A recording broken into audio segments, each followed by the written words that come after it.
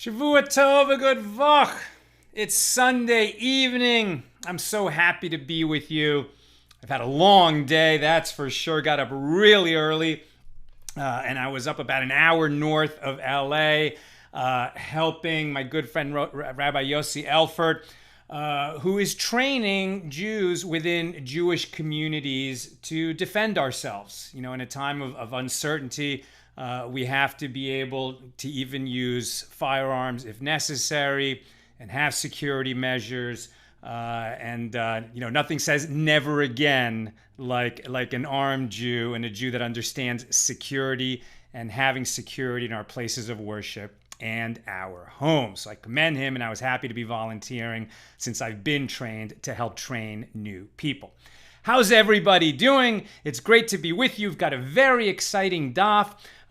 We had a beautiful, beautiful contribution to today's class made by Neil Green. It's going to be a visual aid that's going to help us understand the complex process of tithing in the ancient world.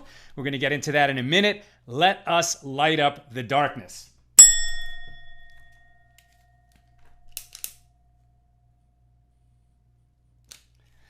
All right, who is with us? Let's see. Marina Gonzalez says, Shalom. Yehudit Sobel is in the house from Florence, South Carolina. Sandy McMurray says, Michigan is in the house. James D. Roth says, Shalom from Indianapolis. Paula Schmidt-Klauser from Chicago. Cheryl Lanther from League City, Texas. Let me make an adjustment here.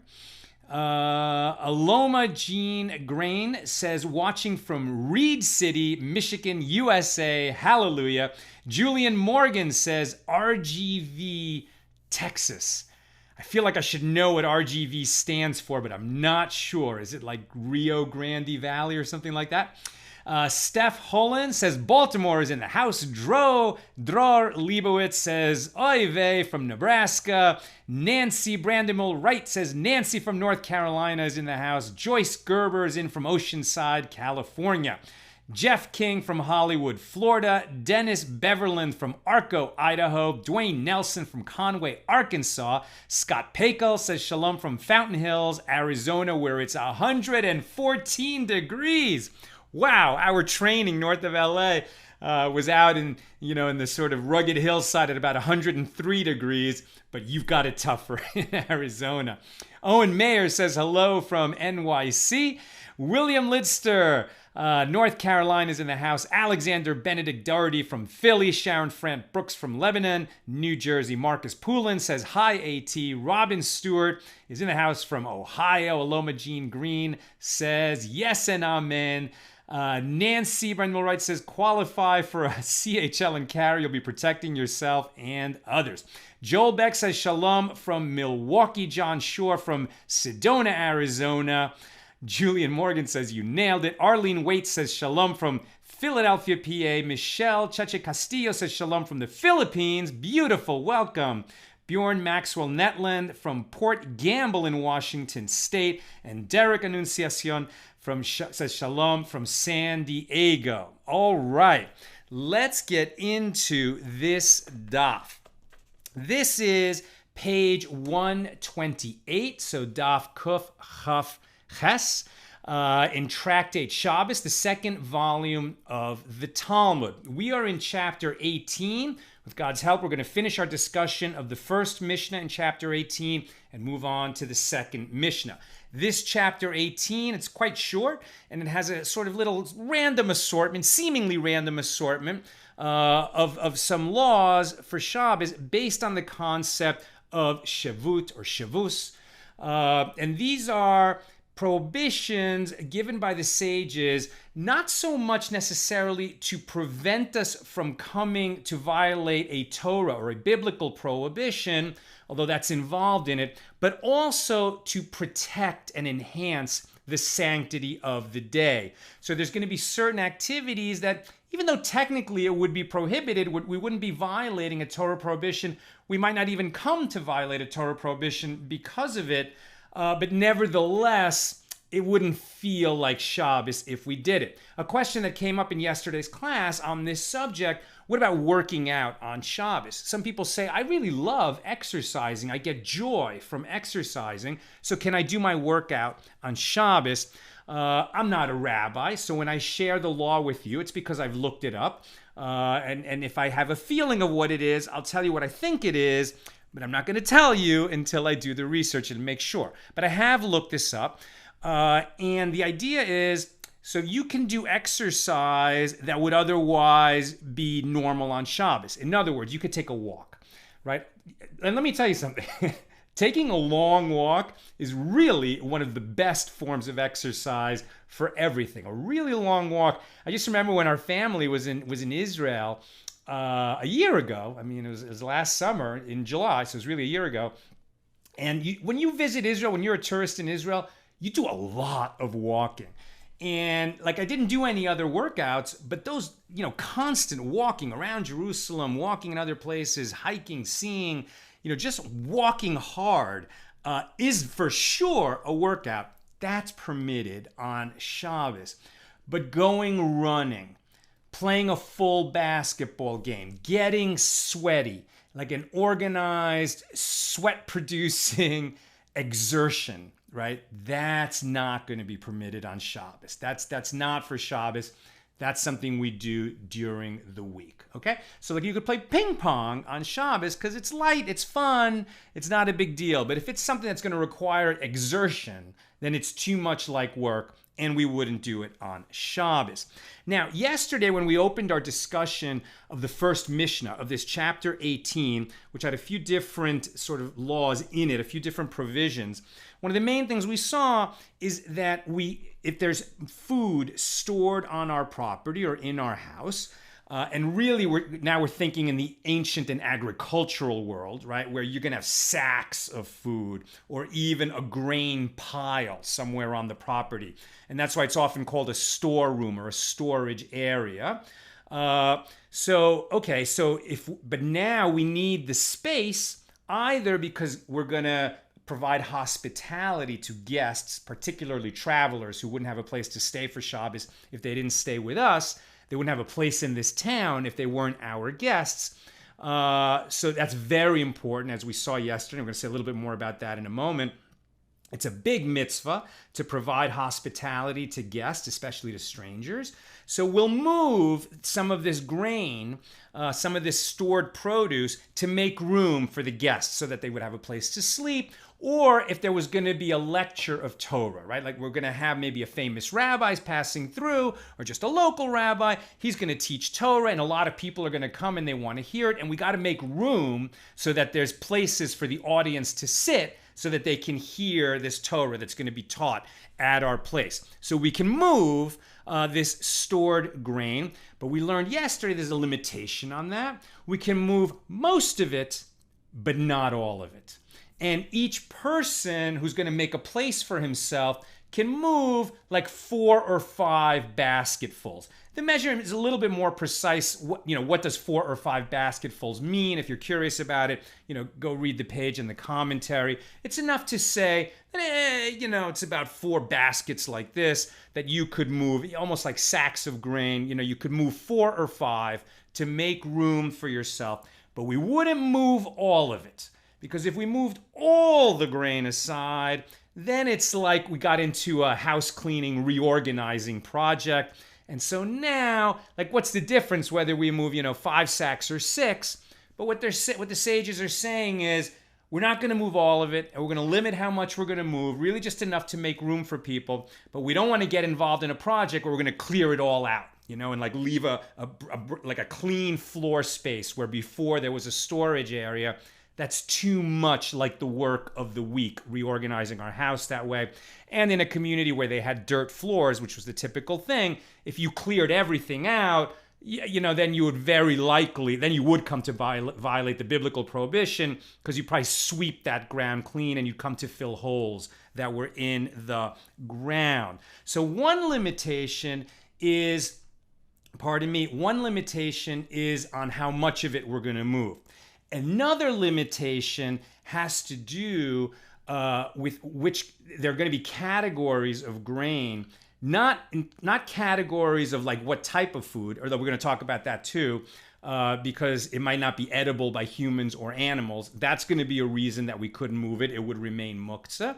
And another reason is if it was untithed. If it was untithed, that's going to be a problem. And we're going to get into that in a moment. What was that tithing process? But just let me say before we do that, yesterday we learned that the hospitality to guests and to strangers in particular is so big, right, that it is greater than receiving the divine presence. And we learned that out from Abraham, from Avraham Avinu, our father Abraham, the father of the Jewish people. And we learned that when he was, sitting in his tent and he was having nevuah, he was having prophecy, right? So he was in a conversation with God. God was talking to him. He was talking to God. God is not a person. God has no corporeal presence, right? When the children of Israel would be wandering the desert, God would send a pillar of cloud or a pillar of fire by night as a manifestation of the divine presence. But God is not corporeal.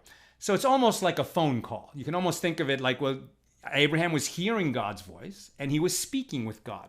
But then 3 strangers come walking out of the desert and Abraham says, hold on, God, just sit tight for a moment. I got to go take care of these people. Now, how could Avraham be so chutzpahdik, right? Chutzpahdik that's a very Jewish word, but you've heard the word chutzpah, right? How could he have so much chutzpah? How could he have, how could he dare to be so brazen as to say to God, well, I know we're hanging out, but hang on, I'll be right back. I'm going to go deal with these strangers. I don't even know who they are. So one thing we learn is that was Avraham's nature. I mean, he was chesed personified. Chesed is loving kindness. So it's part of his nature to have that kind of loving kindness to people. But still, just because you're a sweet guy and you want to take care of people, are you really going to tell the creator of the universe, the master of the world, hold on, I got to go, exercise my attribute of kindness because it's my urging. I love to take care of people, so just hold on. So it's more than that. And I heard a lovely teaching today from Rabbi Cerulli Bornstein, who says regarding this, that you got to understand about Abraham, that he would feed people and he would take care of strangers. But as much as he loved doing that just because he loved people and hanging out with people, we have a tradition that Abraham had a community of people that moved around with him and Sarah. In fact, it talks about in the Torah, it says the people that they had made. And it means the Jews that they had made. What does that mean? So Abraham and Sarah would spread their knowledge of God to other people, right? What they love to do is to feed people and show them a good time. And then people would say, oh, thank you so much. And then Abraham and Sarah would say, well, it's nice of you to say thank you, but it's not our food that you're eating. And they say, well, whose food is it? The master of the universe. The master of the universe gives us everything, and we just pass it on to you. And they would say, well, who's the master of the universe? We've heard of, a god of the sun and a god of the moon and a god of the sea and a god of the trees. Who's this master of the universe? And then they would explain that there's only one God. And God created everything. And they would share their awareness of God. And people would be very attracted to this story. And that was the first Jewish community that grew up around Abraham and Sarah. And, so when he said, hold on a second, God, I want to share awareness of you with the world, right? And that remains the Jewish mission. Judaism is not a proselytizing religion. We don't tell people, hey, become Jewish, because you don't need to become Jewish. If you're drawn to Judaism, beautiful. It's not easy. It can take 1 to 2 years to convert to Judaism. You don't just say you're Jewish and you become Jewish. You have to learn so much, so many of these laws. But spreading awareness of God and the fact that if you're not Jewish, right, you're still bound by 7 categories of laws called the Noahide laws. You can Google that if you're not familiar with it, the Noahide laws. And these are the 7 laws, the 7 mitzvahs that are incumbent on all human beings. And though it sounds pretty simple, well, just 7 laws, it doesn't sound like very much, but they're really categories of laws. And they include things like don't murder and don't steal, don't have illicit sexual relations, establish courts of law. But the very first law of the Noahide laws is to know God, to have awareness of God. So how can people obey that law if they don't know anything about the creator of the universe? And so Abraham was there to help people understand. It was, and it meant so much to him. That's why he really is synonymous with loving kindness. It wasn't just that he had he's just one of those guys who likes to feed people and make sure everybody has a good time. But he wanted them, for their sake, to have awareness of what the world really is and who created the world and what it is that God wants from us. Namely, to treat each other with loving kindness, to know him and to say thank you, and then to take care of his creatures, right? We need to take care of each other. What a great way to thank God for everything he's given us, is to take care of our fellow creatures. Just think, if you have 2 children, right? And when they're really little, think how a parent cavils, how much joy it gives us when one of those little kids takes care of the other little kid and shows kindness to the sibling. It just makes us so happy. And likewise, God gets so happy when we take care of each other. All right, let's get back to this stored produce and whether we may move it or not. So we can move a certain amount of it to make room for the guests. We know how big and important it is to have hospitality for guests. But we're not going to be able to move that produce. It's going to remain muktzah. It's going to remain set aside, and we can't touch it on Shabbos if it hasn't been tithed. Now, this is definitely, you got to think about this in the ancient world, because these tithes apply they actually still apply now for produce from Israel. We'll talk about that in a minute. But in the ancient world, when the temple stood, it was like a very important procedure. And now, let me see. I've never done this before. But one of our community members, Neil Green from Virginia, prepared for me. He just sent them to me today. And this is the first time I'm using this Mevo camera system to share. Here we go. Okay, so you can see this, right? Whoops, and it's on the last page. So let me get that to the front. Okay, so here we go. Neil Green, who's a doctor, created this little presentation to help us understand how agricultural produce grown in Israel was tithed when the temple was standing, which was the responsibility of the Levites to take care of all the sacred matters, and specifically the priests. Okay, so if you were a farmer in Israel in ancient times, you would grow, let's say you were a wheat farmer. So you grow all this wheat and then you harvest your wheat. And then once you process it and turn it into grain that you can level, like you can level a pile of grain, then you become obligated. And the first step is called the Terumah Gedola. So you're going to take approximately 1/50th of your grain. And you could do 1/40th of your grain if you were generous, or if you really, you were a poor person and you just couldn't afford to give anything unnecessarily away, as little as 1/60th. But the average was 1/50th, so about 2%, and you would give that to the Kohanim, to the priests. So that was the first thing that you had to tithe, and you would give it to a local priest, someone that you knew, that you cared about, give him 2% of your grain. That was called the Terumah Gedola, the Great Terumah. Terumah is food only for priests. Only priests and their families and their households could eat Terumah. Then, what was left, so about 98% of the original, you're going to give 10% of that. This is called the Ma'aser Rishon, the first tithe. Ma'aser literally means a tenth.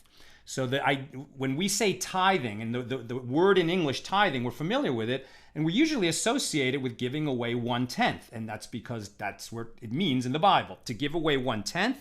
And you give 1/10 to the Levites. So the Levites, I'm a Levite. It was one of the tribes of Israel, descended from one of the 12 sons of Jacob. But the Levites did not receive land in Israel. They were charged with all the administrative matters, taking care of the temple, running the sort of temple business, as it were, and doing temple business. And they also lived in the cities and had other professions, but they didn't get land. They could get very nice houses in the walled cities, but they didn't get a portion of land and fields, which was a big thing to not get in an agricultural society. So you give 10% of your grain to the Levites. Now, the Levites have to, what they get, because they're not farmers, right? So they're just receiving 10% of everyone else's produce, and this is what sustains them. But even somebody who receives the tithes of the population is responsible to tithe himself. Even one who lives on the contributions of the community has an obligation to tithe. And that still exists today, my friends. We have an obligation to tithe. We give 10% of our income to good causes. It could be feeding the poor. It could be, supporting Torah study. It could be supporting hospitals. I mean, there's any number of good causes where we can give our Ma'aser, our tithing. And even Levites who would receive tithe, and today even poor people who receive charity should set aside some portion of what they receive so that they can fulfill their obligation of giving. And it actually, if you're supported by the community, but you turn around and give some of what you get to other people who need it, it's actually a fantastic way of making a person feel like a contributing member of society. And it's going to help them sort of pick themselves up and get to a place where they're not dependent on the community. Then there's the Ma'aser Sheni. The Ma'aser Sheni is interesting. This is the next 10% that you need to set aside. Now, there's a 7-year cycle. So there's 6 years where the farmers will grow their crops. And then the 7th year is called the Shemitah year, where you let the land rest. And the farmers actually don't plant in the 7th year. So in the first 6 years, we have the 6 years of planting and growing. The Ma'aser Sheni takes place in the years 1 and 2 and 4 and 5. In years 3 and 6, what the portion of the Ma'aser Sheni is going to get used in a different way. We'll get to that in one moment. But that second tithe, the second Ma'aser, we don't give that away. This is very interesting. We are going to use it for ourselves. What's it going to do? It's going to fund our trip to Jerusalem so that we can be there for the festivals. For Passover, for Pesach, for Shavuos, the holiday of the Revelation, and then in the fall for Sukkot. Everybody needs to go up to Jerusalem if they can. When they go to Jerusalem, what are they going to live on? The Ma'aser Sheni. Technically, it's like you take this food with you and you eat it. But some fruits, some foods, it's just not going to make sense to take these bundles of food that you grew. You're going to have a lot of different needs on your trip, right? You're going to need shelter. You're going to need drink. You're going to need, meat and potatoes and like different things to eat. So you can sell the Ma'aser Sheni and turn it into money. And then you take that money in your hand, you keep that money set aside, and it funds your travel, your pilgrimage, as it were, to Jerusalem 3 times a year. And then there's the Ma'aser Ani. So this is in years 3 and 6 of that Shemitah cycle. And in those years, you have to give it to the poor, right? You don't use it for yourself to go up to Jerusalem. The money for Jerusalem, right? You can get enough of it from those other years so that you can fund yourself to go every year. But your second tithe in years 3 and 6 has to be set aside specifically for the poor, for the widows, for the orphans, for the elderly, for the people who just wouldn't eat. Otherwise, it's the community's responsible to feed them. And that, my friends, let me stop it, there we go. And that is how food was tithed. That's how produce was tithed in ancient Israel.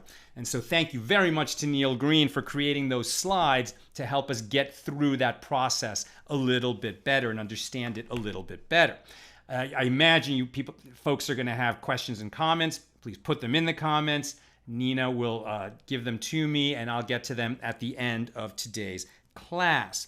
Now, if you've got produce that hasn't been tithed, you haven't removed those tithes, the terumah for the priest, or the Ma'aser, the first Ma'aser for the Levites, so then that produce cannot be eaten. It is inedible. It is legally inedible. And since it's inedible, it's not prepared in any way for use on Shabbos. And so now it's muktzah and we cannot move it. And we learned that in this Mishnah here in chapter 18, that we'll move food to make room for the guests or for Torah study. But if it is untithed, we cannot move it. So this is just one more reason why it's very important that as soon as the food qualifies, as soon as this produce qualifies to be tithed, we should tithe it. Now, it's interesting. Today, we don't give food to priests and to Levites. Okay, we don't do that. And this only applies to food grown in Israel. But if you get produce from Israel, and it's marked from Israel, and you don't have reason to believe that it's already been tithed, there's actually a process, it's a much simpler process that you can do now. Or there's a complicated version, a simple version, where you can actually separate your tithes and sort of consecrate a coin to sort of take that value and separate a little bit so that you can eat and not worry that you're violating this obligation. I'm not going to get into it today, but if you're curious about this, just Google tithing Israeli produce today. Tithing Israeli produce. And there's a nice article from the Orthodox Union about that. Okay. Now, another concept, demai. Demai is produce that is doubtful. We don't know if it was tithed or not. Why would it be doubtful? Because in the ancient world, you bought it from an Am Haaretz. An Am Haaretz means like people of the land, but it's a euphemism, and what it means is an ignoramus, right? So it's a Jew who has an obligation to tithe his food, but for whatever reason, his father was not observant and didn't learn Torah and didn't teach Torah to the child, and maybe it's a second or third generation of that, and it's like a family that has just lost their Judaism, but they're still farming in Israel. So you don't know if they, from the way that they live, they don't seem to be very particular about observing the laws. So you would have reason to doubt that they tithed properly. You're not sure. They might have, they might not. So in that situation, so you have produce that is demai, and meticulous people, would just separate from that. It might have been separated already, but they're going to separate it again just to be sure. What's interesting about demai is that it can be given to two groups of people. It can be given to the poor, because we're not going to, the poor need food, and we're not going to put further restrictions on that. So demai can be given to the poor, and demai can be given to the king's soldiers, right? To the Jewish kings, the king of Israel. If he's got an army out in the field and they need to eat, and they don't have access to their own farms, and they don't have money necessarily, and maybe they're not getting enough food from the regiment, as it were, so you can give them demai. They can eat. Why does this matter? The key is that poor people can eat it. So demai, we don't know if it's tithed or not. So you might think, well, untithed produce, we know we can't move it on Shabbos. Even to clear space for guests, untithed produce, we don't move. But demai, we can move. Why? Because a person could decide to consecrate all his property. Now, yesterday we had that concept in the story about Eliezer ben Hyrcanus, who was a great sage and very wealthy. And at one point he had this worker working for him for 3 years. It turned out that worker was the young Akiva, who would later become perhaps the greatest sage in the history of the sages. But this is when he was young and unlettered. He was actually illiterate, right? So he couldn't even read. and he didn't start learning until he was 40. He was illiterate until he was 40, and he ended up becoming one of the greatest sages of Israel over the next 80 years of his life. He lived to 120. But in that story, Akiva worked for Eliezer for 3 years, and then he wanted to get his wages and go home and feed his family. And at that moment, Eliezer couldn't pay him and couldn't explain why.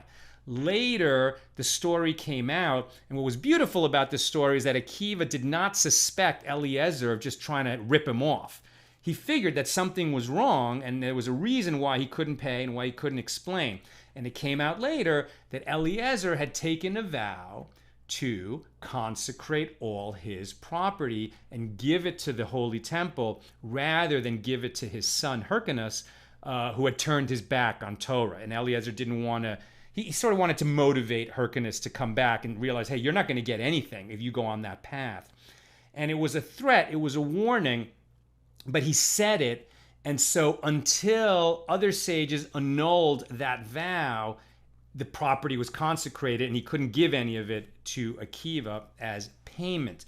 So a person can consecrate property. In other words, can say, I promise, I vow, I take a vow, I'm going to give this of an amount of money or a field or my house or whatever I want to give it to the temple, right? I want to give it to the central institution of Judaism as it existed when the temple stood in Jerusalem. So when you vow to give property to the temple, it acquires holiness. It acquires holiness. That is a very serious thing that you have just said, and you don't say it lightly. Now, it is in a person's power to say, I'm going to give everything to the temple. If he does that, then okay, now it belongs to the temple, unless he can somehow get that vow annulled, which is rare. Eliezer had a reason that he could get it annulled, but you might not be able to get it annulled. So don't say such a thing unless you really mean it. If you did say such a thing, then you would be a poor person because you gave everything away. You are no longer a wealthy person. You would no longer have anything. You gave it all away. Since you're a poor person, you can eat demai. Since you can eat demai, that doubtfully tithed produce is now available for you to eat, and therefore it is not muktzah. You could move it on Shabbos.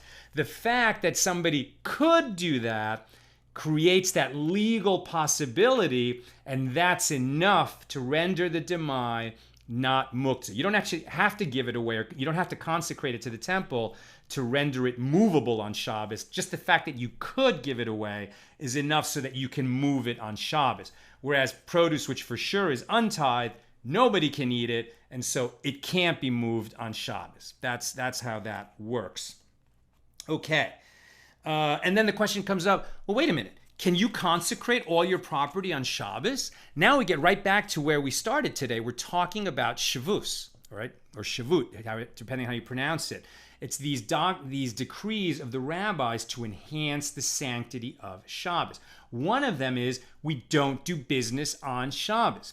Even though we're not going to write it down, we're not going to get into a contract, we're not going to, change, we're not going to let property change hands. But I could just say to my buddy, hey, that car you've been trying to sell it to me, okay? I want it. It's a beautiful classic car. After Shabbos, I'm gonna give you $10,000 for that classic car. And he says, okay, deal. We cannot do that on Shabbos. We didn't write anything down. All we did is talk. We didn't make a kinyan, which is an action that would finalize that deal, so that you could say the deal isn't really finalized. All we did is talk. So what Torah prohibition did we violate? And probably no Torah prohibition.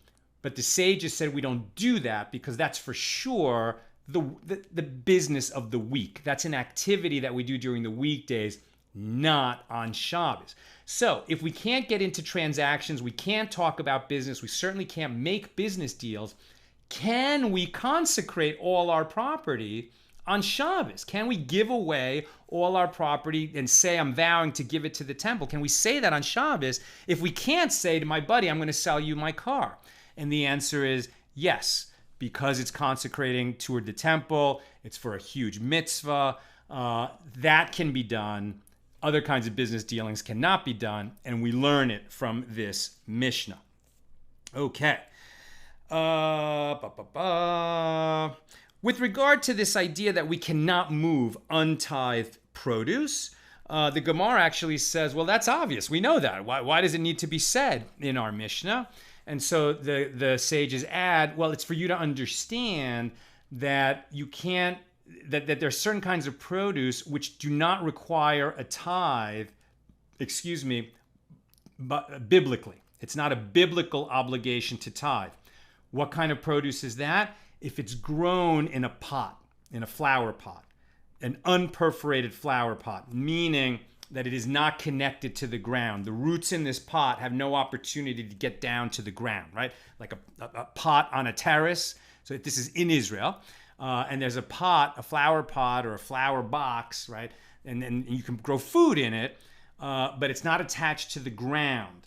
So biblically, there's no obligation to tithe that because it didn't grow technically in Israel. It didn't grow in the ground of Israel. But our sages said, oh yeah, if you grow food in the boundaries of Israel, but on a balcony in a pot, you still have to tithe that. Now it's a rabbinic obligation, not a biblical obligation.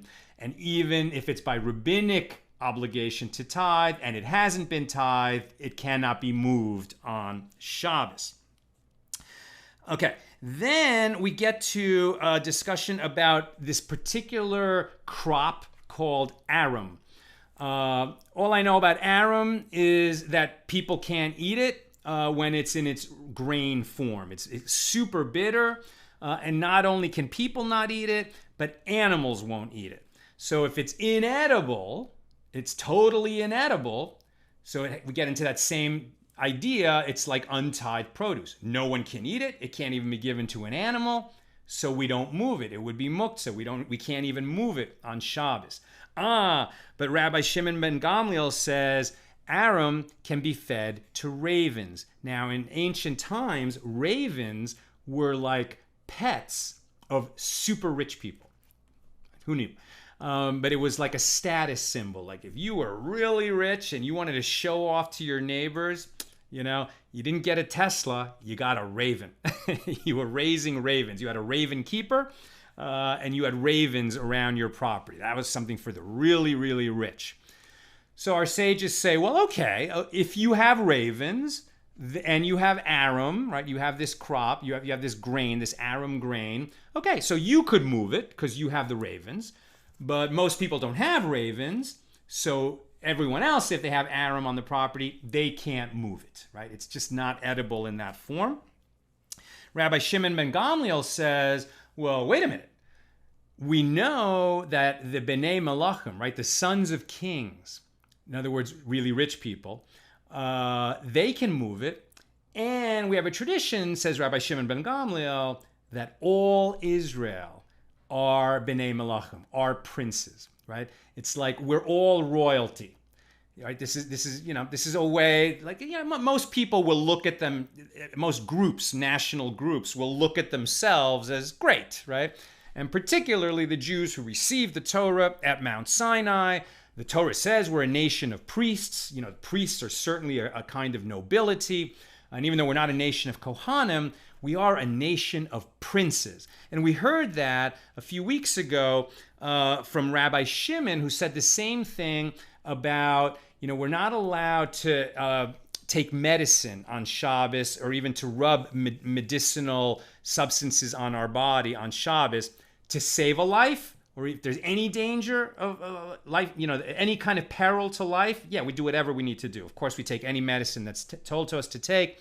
And if we're on a regular regimen given to us by a doctor and it would be dangerous to not take your regular medicine on Shabbos, you take your regular medicine, not a problem.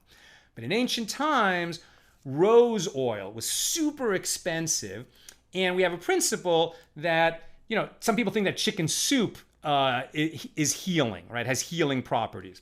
Well, if you feel like chicken soup is good for you when you feel bad, like you have a cold and chicken soup is going to help you get better. So chicken soup is like medicine. Can you eat it on Shabbos? Of course you can, because healthy people also eat chicken soup. So you can do what healthy people do.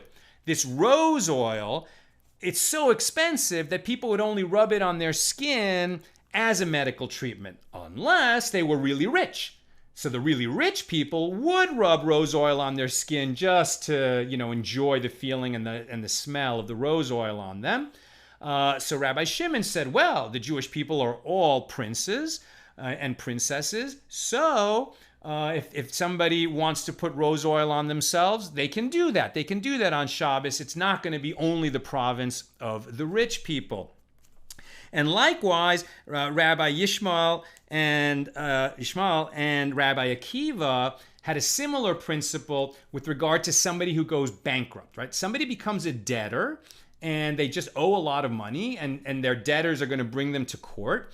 And now the court is going to step in, it's sort of like a chapter 11, and say, okay, we're going to have to, work with you to dispose of your assets so that you can pay off your creditors. Now, we'll take a person's assets, but there's certain essential things like their clothing and their home that we would not take from a person. So then the question becomes, well, this guy was a rich guy and he had very fancy clothes. So now that he owes all this money, are we going to make him sell his expensive clothes and just wear average or low quality clothes so that he can use the money that he gets from selling his fancy clothes to pay off the creditors? And Rabbi Akiva and Rabbi Yishmael say, no, because we wouldn't do that. There's a principle that we don't make, when somebody falls on hard times, they still have some kind of a minimum standard that's related to who they were before. So for like very rich people, if they're ever going to have a chance to, get back in business, as it were, they're going to have to sort of dress for success. So we wouldn't want to take away their really expensive clothes. And since we wouldn't take away the really expensive clothes of the super rich, if somebody was just more middle class or, working class and they happen to have expensive clothes, well, we're not going to take it away from them either, because all Israel are princes and princesses. So Rabbi Shimon ben Gamliel, Rabbi Shimon, Rabbi Yishmael, and Rabbi Akiva all hold this principle that all Israel are princes and princesses, but we don't follow that opinion. The halacha is not with any of them. So if you have this arum on your property and you own ravens, you can move the arum on Shabbos if you want to make room for a guest. But if you don't own ravens, you don't move it. And, if you wanted to rub rose oil on yourself, but you weren't a rich person, so it's not common for you, and really you would only do it as a medical thing. That's why you would use it. So then you can't do it because we don't want you getting involved in medicine for non-life-threatening conditions on Shabbos. And if somebody, owed a lot of people money and he had this super expensive wardrobe, and that could be a helpful way to pay off his creditors, we're going to make sure he still has clothing. But if like his wardrobe is sort of outsized, we're going to make him sell a good part of that wardrobe to pay his creditors. So we don't hold about that idea that all of us are princesses and princesses. If you fall into debt, you're going to have to pay and sell your assets, even your super expensive clothes. Of course, we would leave you a shelter and decent clothes. Okay, just a few more ideas, and then we'll get to comments and questions. Raw meat comes up on this page. Can we move raw meat on Shabbos? Obviously, cooked food we can move. What about raw meat? Yeah, raw meat can be moved because raw meat is edible. A dog will eat raw meat. And some people will eat raw meat, like beef tartare, things like that, steak tartare. It is edible. Salted fish can certainly be moved. But what about uncooked? Now, what's interesting here is the way it's written. It says unsalted, raw, uncooked fish. I found that very interesting. The law is saying if you have like a bunch of fish lying around, right, like just like actual fish. So we don't move those around. They are muktzah. They're dead, but otherwise they're whole fish. We don't move that on Shabbos. We don't move that on Shabbos. But since it says both raw and uncooked, my sense is, if it's sushi, no problem, right? Because it's been prepared. As anyone knows, who's gone to a really good sushi restaurant, It's not like the chefs don't do anything. You know, I mean, they're some of the greatest chefs in the world. They happen to work with raw fish, but it's prepared. That's why here we say we don't move something that is both raw and uncooked. And likewise, herring is not cooked, but it's pickled or seasoned or marinated. It's not cooked, but it's certainly something that we would move around and eat on Shabbos. That brings us to Mishnah number 2. It's a quick Mishnah. We're just going to get a few ideas out of Mishnah number 2 here in chapter 18, because this is going to involve animals. So here's the general idea is an animal is muktzah on Shabbos. We don't pick it up, right? You wouldn't pick up a chicken on Shabbos. You wouldn't pick up a chick on Shabbos. Now the chick, maybe it walked out of the chicken coop and wants to get back in, and it can't make the jump. So we are permitted to take a basket, overturn it, put it in front of the chicken coop so that the chick can walk up the basket and get into the chicken coop. We can do that for the chick. But while the chick is standing on or in the basket, we can't pick up the basket. Why? Because the chick is muktzah. Animals are muktzah on Shabbos. We don't touch them. We just let them be. And since it's muktzah, if we picked up a vessel that the chick was in or on, so that vessel has become a base for something that's muktzah, something that's set aside from Shabbos, so we don't touch the base either. And so what can we do? Like if your hens or your calves, kind of escape and get out of your pen on Shabbos, are you just going to let them, go endanger themselves? So you can't pick them up and carry them back, or like your young goat, you can't pick it up. It's muktzah on Shabbos. But this Mishnah tells us you can prod them along. You can kind of push them, lead them, guide them so that they'll get back onto and into a safe place. And then this also mentions the same for a child. A child is basically muktzah on Shabbos. If there's no erev, right? So with an erev, okay, you can pick up your kid, you can use a stroller, you can put the kid in the stroller, you can walk them around town. But if there's no erev, so you can't take a baby out of your private domain on Shabbos because you have to carry it, and you can't carry on Shabbos. When can you take your kids outside on Shabbos and take them to your friend's house for Shabbos dinner or Shabbos lunch? When they can walk. So you have to wait until the kids can walk. When they can walk, they can go outside and they can walk themselves. Now, if they get tired, then you can pick it up. You can pick up the child as long as it could otherwise walk. And you don't use a fiction here. You don't use artifice. Like it has to, you have to know that the child could pretty much walk by him or herself to your friend's house. They have to be able to walk that distance. If they happen to get tired, yes, of course you could pick up the child because you don't leave a child out there alone to be endangered. But because the child can walk, the fact that you picked it up is like an atypical manner of carrying. Plus, kids that can walk, we had this principle before, something that can be done by one person, if two people do it together, it's like an atypical manner of doing it, so then it becomes permitted on Shabbos. The kid can walk, now you're carrying the kid, it's like you're combining with the kid to carry the kid. It's an atypical manner of carrying, and that would be permitted.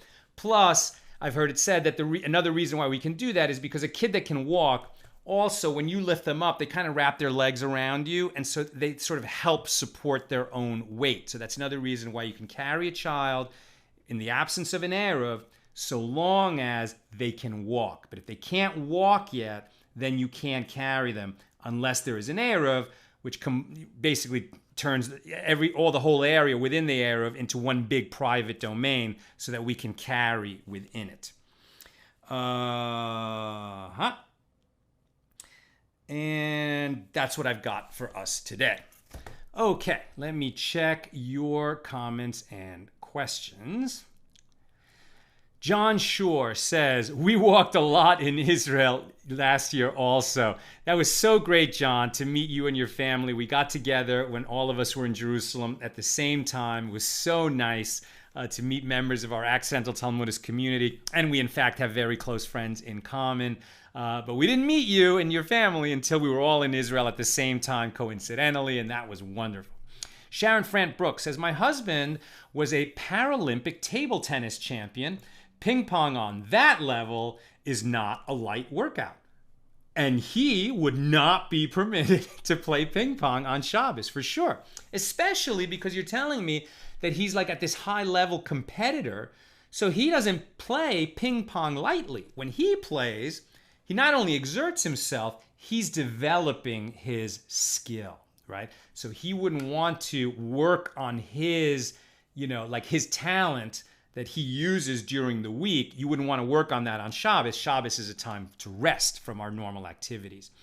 Carolyn Dobson Chavez says, what, if any, would be an atonement procedure for violations of the Noahide laws? So I would say, Caroline, that the atonement procedure for violating a Noahide law is the same as the atonement procedure that a Jew would do for violations of any laws that we violate now. We can no longer bring offerings in the temple. That's just not available to us. That kind of atonement is not available. Neither the sin offerings, nor the guilt offerings, nor the Yom Kippur offering that's done once a year on behalf of the whole nation, nor the bulls of Sukkot. All of those offerings cannot be brought in the absence of a temple. So when we realize that we've done something wrong, and we should be examining our deeds all the time, and you know how I know that all of us do things wrong? Because we're human. We're not saints. I mean, all of us transgress. We try to do our best. But we've made transgressions. So what do? It's a three-part process, a threefold procedure to atone for all sins. Number one, we pray. We pray for forgiveness, and we also pray for strength that we'll do better next time. We need help.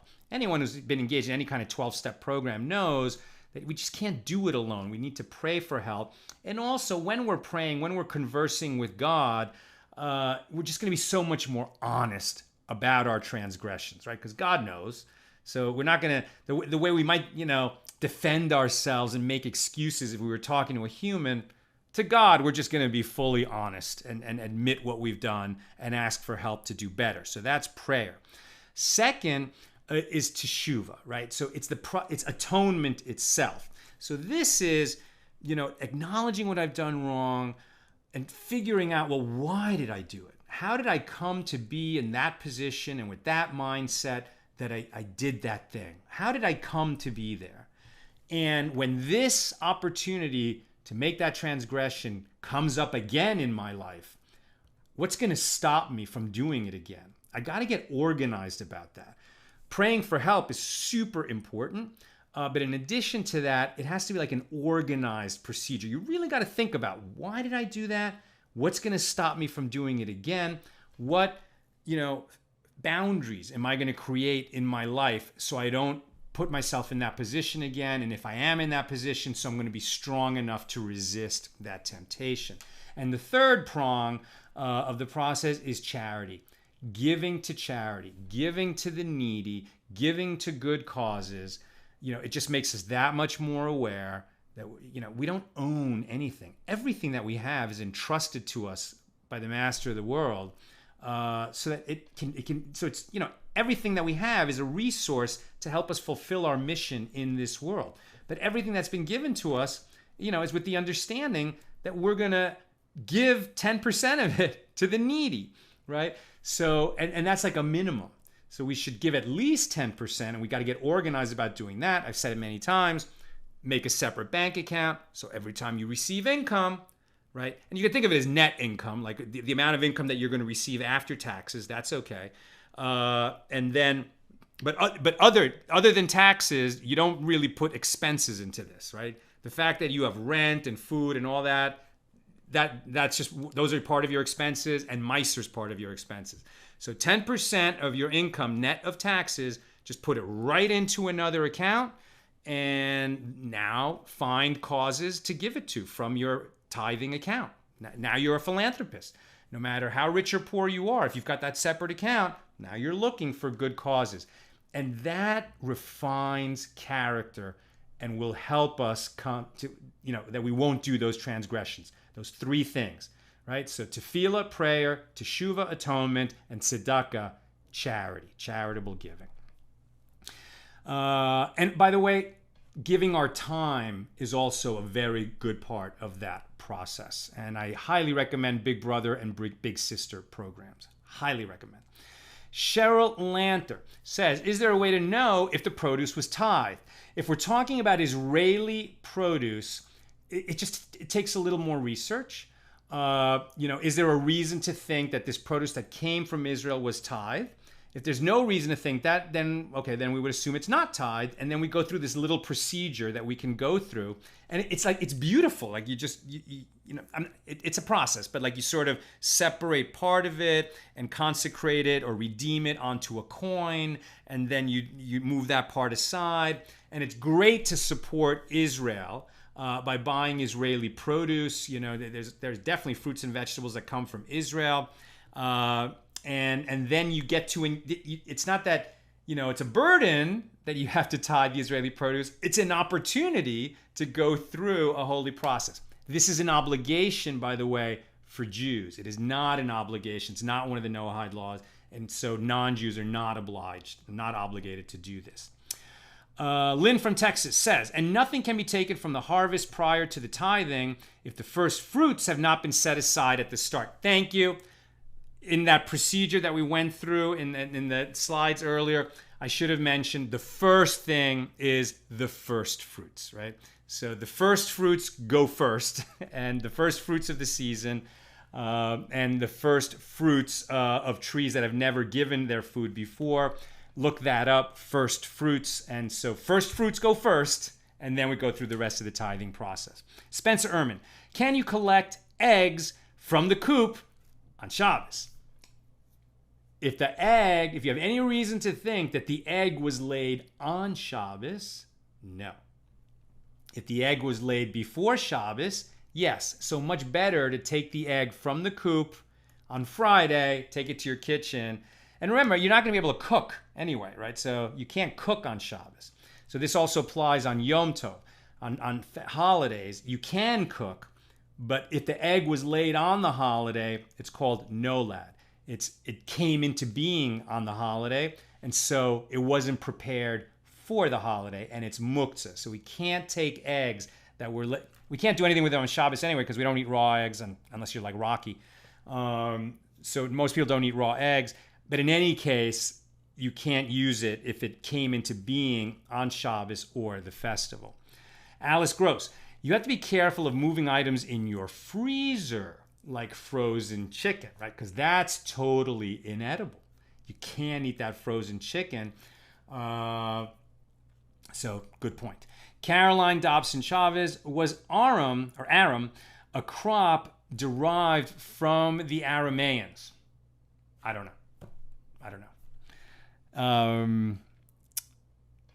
Yeah, I don't know. And I don't remember what the Hebrew word for it was either.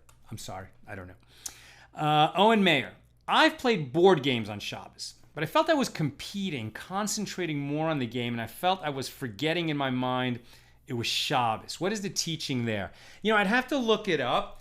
I've wondered about this before and meant to look it up and didn't.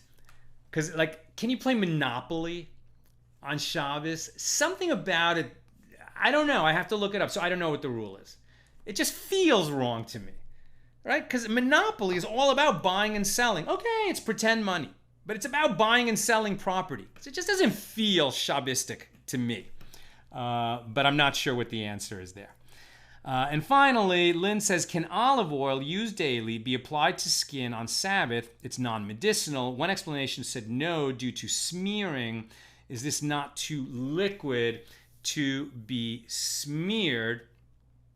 Well, it seems to me like when they had that discussion about rose oil, no, you can't do rose oil unless you're rich, because rich people anoint themselves with rose oil, but other people don't. So olive oil is a common product. Everyone can afford it. If you're using it in a non-medicinal way, not because you're sick and this is going to help you, but because you just put on moisturizer, seems to me like that's okay. I guess I want to take a little closer look at the question and make sure. I'm not a rabbi. It just seems to me like it's okay. But remember, folks, All these questions, you can't Google them on Shabbos. But every other day of the week, I mean, we live in such a lucky time. You could just ask the question, can I rub olive oil on myself on Shabbos? And I'm sure an article will pop up at Mi Yodeya or My Jewish Learning, Stack Exchange, but especially a great place is Chabad and the OU, the Orthodox Union, and there you will get authoritative answers. All right, my friends, that's what I've got for us today. May you enjoy your Sunday evening. It's great to have been learning with you. And with God's help, we'll get together tomorrow for page 129, and that will wrap up, I'm pretty sure, chapter 18. Chapter 18 is a short one. And just let me say one more thing. You can Google these questions and get answers from Chabad and from the OU, but really, if you're a Jew, what you want is a rabbi. And that's a big teaching in Pirkei Avos, that you have to have a rabbi. So you have to have someone in your life that when these questions come up, you can ask. You want to have a rabbi in your life, especially for those marginal questions. But, for sort of standard questions that, you want to know, and you want to know if you can do it, and you may not get that, you may not be able, you don't have a rabbi yet, or you may not be able to get him on the phone, and, may not be available. So many of these things can be looked up, and that is lucky that we live in this time. Okay, my friends, that's what I've got for us, and God willing, I'll see you tomorrow at 6 p.m. Pacific.